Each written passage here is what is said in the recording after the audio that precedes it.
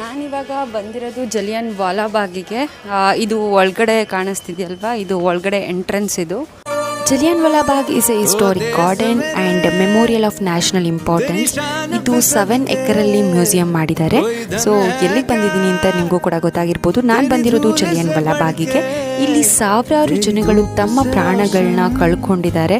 And ಹಳೆ ಪಂಜಾಬು ಹೇಗಿತ್ತು, ಹಾಗೆ ಇಲ್ಲಿ ಏನಕ್ಕಷ್ಟು ಜನಗಳು ಸೇರಿದ್ರು ಅಂತ ನನ್ನ ಯೂಟ್ಯೂಬ್ ಚಾನಲಲ್ಲಿ ಪೂರ್ತಿ ಎಳೆಯಾಗಿ ಬಿಚ್ಚಿಟ್ಟಿದ್ದೀನಿ.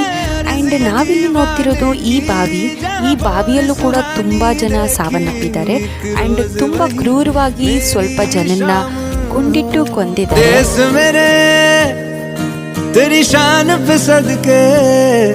कोई धन है क्या तेरी धूल से बढ़ के, तेरी धूप से रोशन, तेरी हवा पे जिंदा.